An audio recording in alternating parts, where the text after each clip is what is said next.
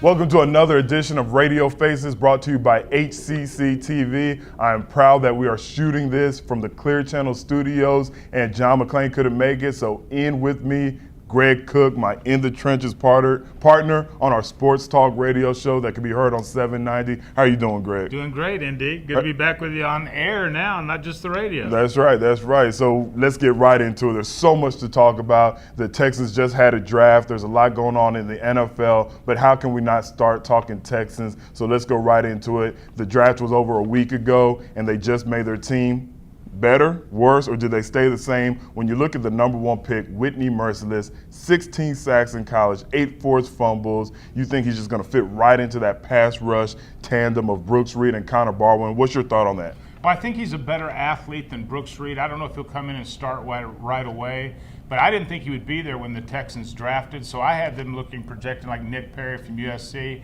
I thought it was a great choice by the Texans. Whitney Mercilus is everything you want for in a pass rusher, and yet a number 2 defensive end with defensive team in the Houston Texans. He's just going to come in and make them better. They're going to rotate in and out. Offensive linemen don't rotate. That's a nightmare when they bring in a fresh defensive lineman with new moves. He's just going to make a good defense that much better. Yeah, when the number one position on NFL teams is the quarterback, I would think you really have to put a lot of stock into getting after that quarterback. You look at the New York Giants who won the Super Bowl. They did it with that NASCAR package when they talked about their defensive pass rushers. They would just put in multiple guys, whether they put them in the defensive tackle position, the defensive end, and now with this number one pick, the Texans could do something similar on passing downs. You could see a scenario where you have J.J. Watt and Antonio Smith on the inside, where you have the new pick, Whitney Mercilus, and Connor Barwin, and even Brooks Reed in the mix. So you're talking about 5 pass rushers on the field on passing downs. I really like this. You're always throwing fastballs at the quarterback. But again, it doesn't stop at the first round. You look at the second round, they traded that pick away so they could pick up more picks. And a lot of people thought that they were going to go after wide receiver Ruben Randall, who was still left when they had that second pick, the big 6'3", 250-pound wide receiver out of Louisiana. But they decided to trade away, and they picked up Posey from Ohio State. What was your thought when that happened? Well, at first I was a little upset about it because I had him picking Ruben Randall or Stephen Hill out of Georgia Tech because I wanted to see him take a big 6'3", 6'4" wide receiver to make matchup problems more difficult when Andre Johnson's on the field. Evidently, they didn't have him ranked as high, and a lot of other teams in the NFL didn't think he was going to come in and be the impact player that I thought he would be.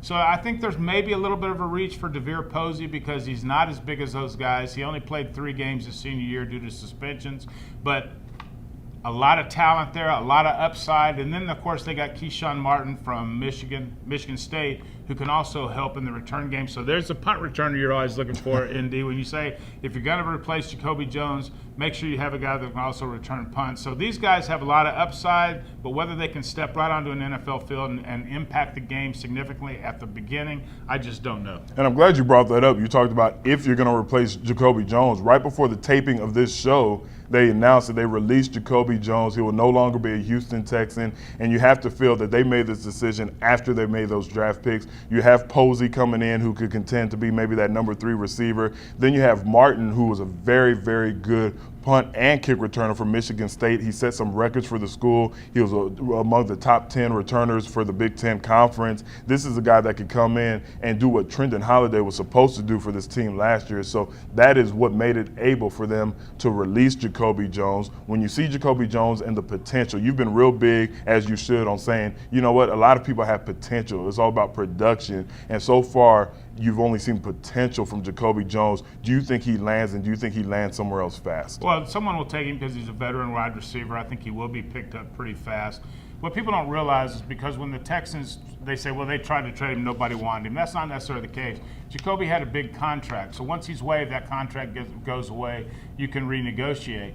I think the Texans also, they have some young kids that they're pretty cryptic about that they like. I think one's Lestar Jean, who was in camp last year, a big receiver like I would like, 6'3", 6'4". And then you bring in a Dwight Jones from UNC who was suspended, did not get drafted, but set the UNC pass receiving records. Another guy that a lot of people are comparing to Hakeem Nicks. I don't think he's in the Hakeem Nicks type mold, but a guy that comes in has got a lot of potential. It's just that he thinks pretty highly of himself, and can he play up to the potential that he brings with it? Man, you're talking about suspensions. You're talking about a guy who didn't play. I mean, you're talking about two receivers now. One was suspended when you look at Posey for 10 games. He only played in 3. Then you talk about Jones, who they bring in rookie free agent. Well, what's going on with the Texans? Aren't they known for going after high character guys don't get in trouble? Are they saying let's throw that out the window and just go for the best talent available? I think the Texans are actually realizing that some of these guys can be redeemed, that everybody that you're talking about, people want to call them young men, but these are kids. I mean, these are kids that have been enabled from high school through college. They've been the stud athlete, and so they've kind of been passed along. Some of these kids just make kid mistakes, and I think when you get them around veterans like Andre Johnson, when you get around veterans like, well, now not D'Amico Ryans has moved on, but and Antonio Smith, guys like that, they can show them how to be pros and own their craft. And so I think the Texans can take more chances on big playmaker type guys because they realize how close they are to being a Super Bowl contender. And I'll tell you what, when you talk about being a Super Bowl contender, you have to talk about depth. We talked about getting after the passer, but with this 3-4 defense, you needed more depth at that 5 technique position. There's a guy that they picked up that I think may be the most valuable pickup of the entire draft. I know I'm going out there with the hyperboles, but Jared Crick, when he did not have an injury to his pec, he looked like a for sure first round pick. He drops to the 4th round. They pick him up. His pec is okay. That torn pec, he showed everybody that he did a 25 on the bench press rep, so he's proven that he's okay right there. What do you think about this pick? I couldn't agree with you more. I think he might be the steal of the entire 4th round in the AFC South. I mean, Jared Crick's one of those guys, high motor guy. You use that term a lot, but we've used it on Brooks Reed, and he lived up to it. Jared Crick will be another one of those guys that you'll watch him play, and you'll go, man, this guy will remind you of J.J. Watt just as far as his unbelievable motor in trying to get to the quarterback.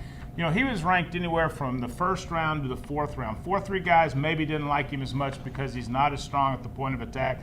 3-4 teams love him because he can get after the passer. The injury bug, I think, hurt him as far as his draft, but I think him being there in the 4th round is the steal of the draft. Yes, it was a steal, and I'm looking forward to him to produce early. Defensive end, that's one of those positions where once you get into the playbook, it's not like a quarterback, it's not like a cornerback where the learning curve is much steeper. I really think that early on he will be able to get in there, learn from Antonio Smith, and nobody wants to say it, but he might be the eventual replacement of an Antonio Smith. So there's a lot to talk about. I'm not saying it. We're talking about the rookies that are now part of the Texans. We've talked about some of the guys that have left, but it seems like there's been an exodus of veterans when you talk about the Houston Texans. When we get back, we'll discuss that and much more with Greg Cook, Indy Kalu, Radio Faces, brought to you by HCC TV.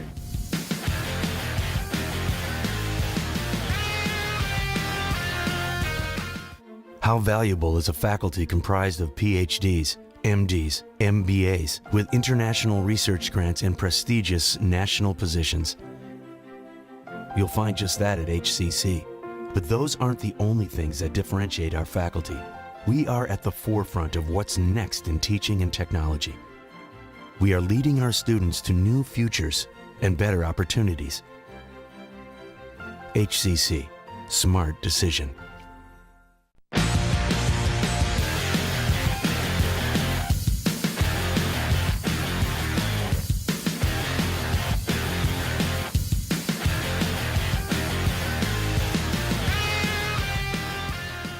Welcome back to Radio Faces, brought to you by HCC TV. We're over here at the Clear Channel Studios where Greg and I host the radio show In the Trenches on Sports Talk 790. John McClain is out right now on some business, so I am glad, I'm honored to be sitting next to my main man, Greg Cook. Before we were discussing the exodus of veterans from this Houston Texan team that brought you to the first playoff in franchise history. One, are you concerned? And two, let's just go down the list and talk about each one that left. I want to start with Jason Allen. This is a guy that I felt helped the transition of Kareem Jackson a little more than he was given credit for by rotating and producing with Kareem Jackson. What's your thought on him leaving to the Cincinnati Bengals? Well, I thought it was funny when you talk about the guys that left the Houston Texans. Rick Smith in his press conference before the draft said, "We have established who our core group of players are." Now, if you'd have asked me and you before that, I would have said that Mario Williams, D'Amico Ryans, Eric Winston, all these guys would have been core players in that. None of them are here.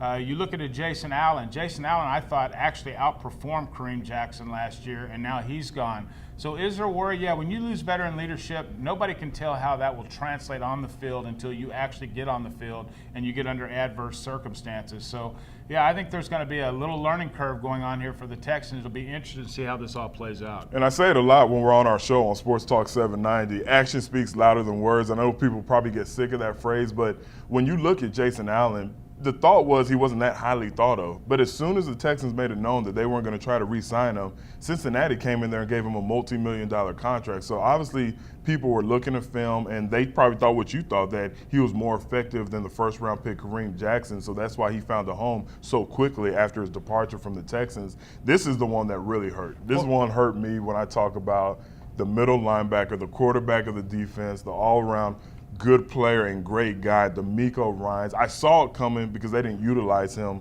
in that new 3-4 system the way that they did before when they were 4-3. Him going to Philadelphia, I think it's a great fit for him when I look at what Philadelphia needed in their 4-3 defense. But just the departure, the locker room presence, the guy on the field who gets everybody lined up. What do you expect to see? Do you expect there to be any kind of drop-off with the departure of DeMeco Ryans? Yeah, very mixed emotions with the departure of DeMeco, because here's the heart and soul of your defensive captain for so long. But you know what? He had only really become a first down linebacker in Wade's new system. And so it was kind of unfair to him, a guy of his talents, not to be utilized more. And so I think it's a win-win situation for the Texans. The Texans get a draft choice. DeMeco gets to move on to a team that will utilize him on an every down situation. He'll be able to come back from the injuries he's had, and I think he's going to flourish in Philadelphia. And I think Texan fans will understand just truly what a gem they had in DeMeco Ryans once he's gone. And now going to the other side of the ball, to the offensive side, this is something I know is near and dear to your heart, and this is something you're concerned about, not because you like the guys, but because you played this position for 11 years successfully in the NFL. The offensive line, the entire right side of the offensive line is gone. Mike Brazel cashes in on all his hard effort in Oakland with a 5-year deal. Eric Winston is cut to create room for the salary cap. What's going to happen? Is it as easy as just plugging in two guys and saying you're going to be the same offensive line you were the previous year? Or do you think that there's going to be some kind of learning curve, even though the guys that they're plugging in are veterans? Well, playing the zone blocking scheme in college, I know how difficult it is just to plug in guys. I know people want to look at Denver and say, look how well they did it. It's just not that easy. When you get to the NFL record, I mean, you take a Mike Brazel and an Eric Winston. I was as shocked as anybody that they just cut Winston. I think his salary had gotten so high that they decided his play had not risen up to the salary he was making like they had with Dwayne Brown, so they thought they had to move. Like you said, Mike Brazel, he met a money grab at his age, and I don't fault him for that, but you cannot tell me that you can lose the entire starting right side of your offensive line and your running game will not be affected.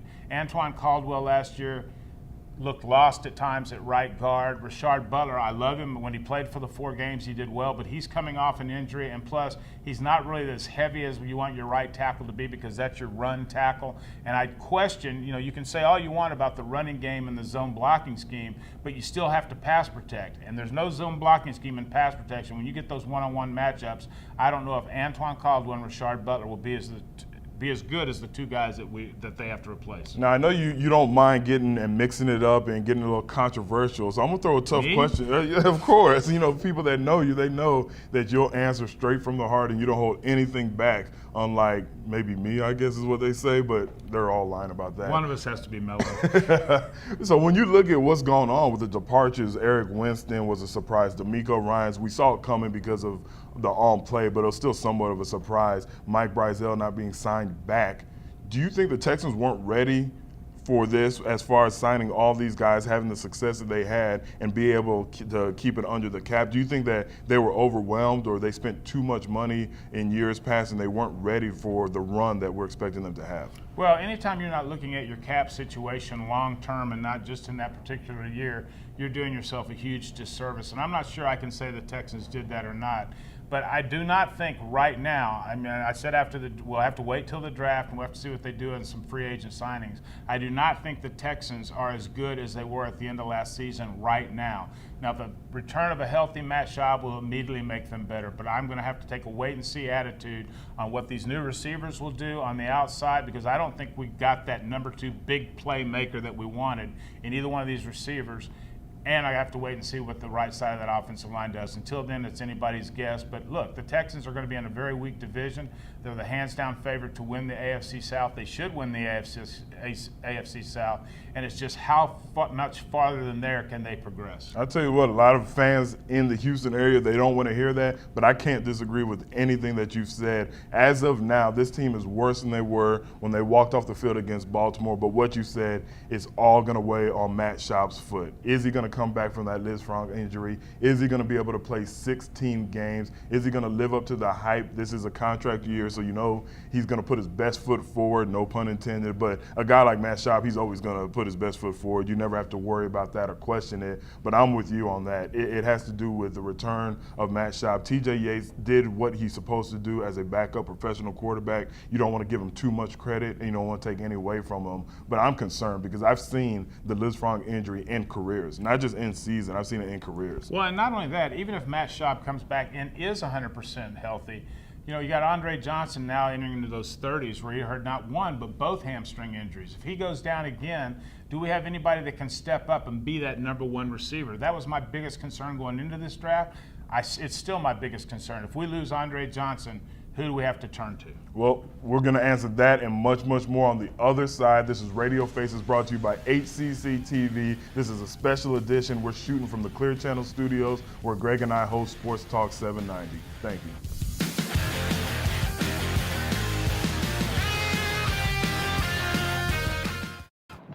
For you. Hey, Mom. You know, girls, I used to cheer back in my day. Ready? Okay!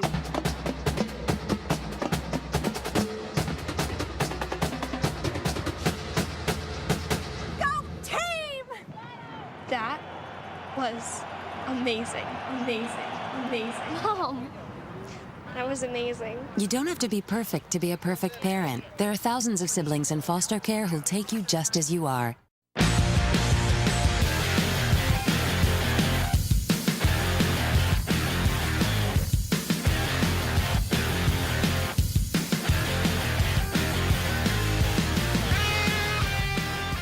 Welcome back to Radio Faces brought to you by HCC TV. He's an 11-year vet for the Green Bay Packers. Greg Cook, I'm Indy Kalu, and I'm glad to have him sitting in with me. John McClain couldn't be here today. He stepped out on business, but he will be back for the next show. Let's get right into it. We talked about the Houston Texans, but you know what? This is the greatest sport in the world, and there are teams around this country, and I want to go to Buffalo. I want to talk about what they've done and the emphasis that they've put on the pass rush. I respect it, I like it, and I think they've been very smart to not only sign Mario Williams to the blockbuster deal that made him the richest defensive player in NFL history. They went out there and they brought in Mark Anderson, who was arguably the best pass rusher for the New England Patriots. So they felt like they had a need to get after the passer. They opened up the checkbook. I don't think either one of the guys are going to play out that contract. We could get into that later about backloaded contracts. But for this season, they are going to be getting after that passer. If Fitzgerald could live up to his contract that he signed last year and Davis could come back from his injury, Buffalo might be somewhat of a surprise team. Yeah, I think Buffalo maybe had one of the top drafts in the entire NFL. This is going to make me throw up my mouth a little bit, but Cincinnati Bengals were right after that. Anybody that a Mike Brown draft can say good. Kudos to them. And then your old Philadelphia Eagles, I thought they were outstanding in the players they picked up. Now, there are some question marks as well. You know, RG3, the Heisman Trophy winner out of Baylor, goes to Washington, number 2, like everyone expected. But nobody expected him to take then Kirk Cousins in the 4th round, the great quarterback out of Michigan State. Your thoughts on that, ND, because it's baffled a lot of people. You know what, when I saw that, I scratched my head. But then I had to go back to some of my arguments in past when I talk about how important the quarterback position is. And I've always felt that you should also put stock into the backup quarterback because, as we know, it's just a play away from losing your starting quarterback. So why not get a backup quarterback that you have faith in, that you feel like he can play? So with Kirk Cousins, if I'm in his shoes, I'm a little bit disappointed because I want to go somewhere where I could prove that I could be the man, I could prove that I could be the starter, or I want to learn from an older guy that I'm expecting to be out of there in 2 years. But to be drafted by a team that just took the number 2 quarterback in the whole draft, you're thinking, you're wondering, am I going to be backing him up for my entire career? Am I ever going to get my shot? But from an organizational standpoint, I think it's smart. I think with the style of RG3, the way he runs around, yes, he is a pocket passer, so I'm not just going to throw that stereotype that he's an athletic quarterback, but he does use his legs to improvise. He does run around. Those are the quarterbacks that get hurt more times than not. So if you have that style of a quarterback, I'm okay with drafting what people thought of as a highly touted quarterback in Kirk Cousins. Well, and speaking of quarterbacks, I mean, we have a homegrown product here at Texas A&M, Ryan Tannehill, that had a meteoric rise up the draft charts after the combines, becomes the number 3 ranked quarterback after only 19 starts at quarterback, playing receiver most of his career at A&M, goes to the Miami Dolphins at the number 8 spot. I think this guy has all the intangible size, got good arm strength, wowed him at the combine.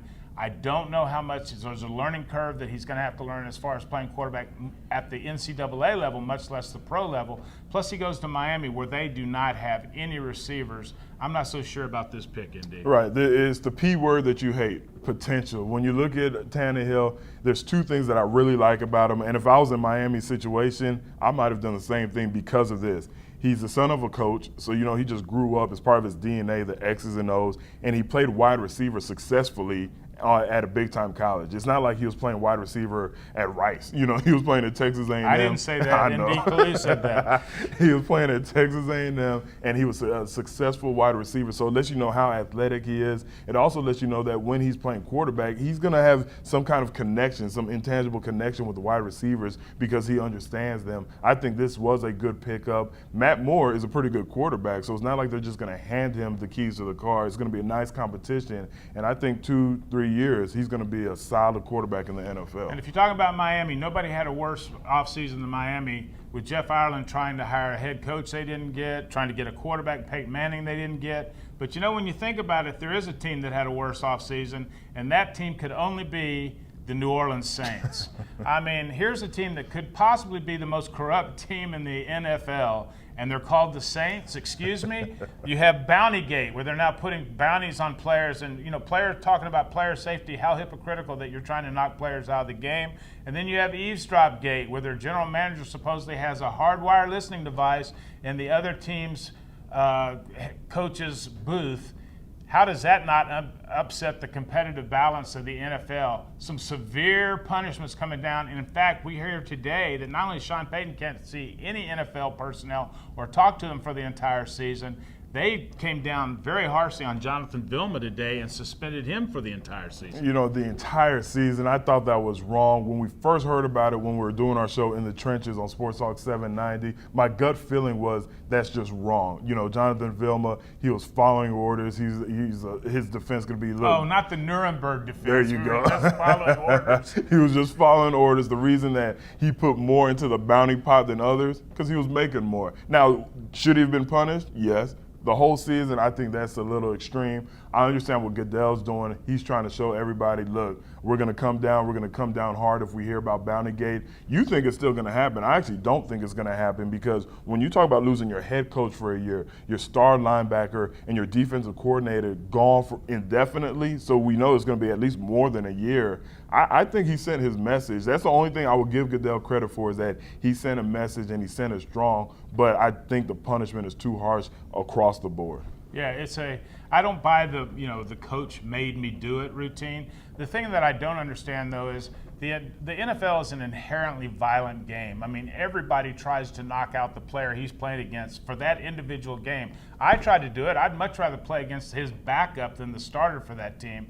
But to try to hurt players permanently, I don't see that. When I heard talk about going after ACLs in the head, that troubles me a little bit. But how do you determine the intent on a hit? When somebody hits somebody as violently as they can in the NFL within the rules, how do you determine whether that was part of a bounty system? I think it's all in the packaging. Maybe if they called it an incentive program, nobody had been in trouble. Or they would have been in trouble for the extra money. But yes, you're right. It's a violent sport. It's almost like taking headshots out of boxing. You just can't do it. We understand what we're getting into when we sign up to play football. That's just a part of the game. And what I found confusing, interesting, was the fact that when they showed the highlights on the other stations with the whole Bountygate and the New Orleans Saints, you never saw any hits that you would say, oh, that must have been a hit where he was getting paid extra. All I saw were a bunch of great hits that were big-time hits that were there to rattle guys and that were there to knock them out of the game, just like you would do whether you would have a quote-unquote bounty system or not. Well, one thing we don't have here on Radio Faces is a bounty system, but we will come back to you and talk about our expectations of the NFL and where we feel the Houston Texans are going to end up at the end of the season. That's next here on Radio Faces. He's Greg Cook. I'm Indy Kalu.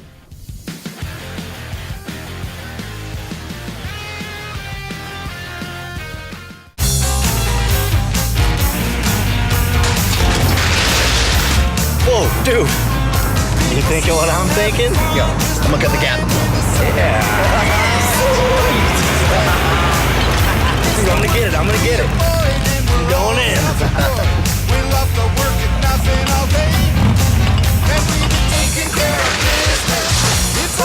Integrity. Pass it on. Save the date. A message from the Foundation for a Better Life.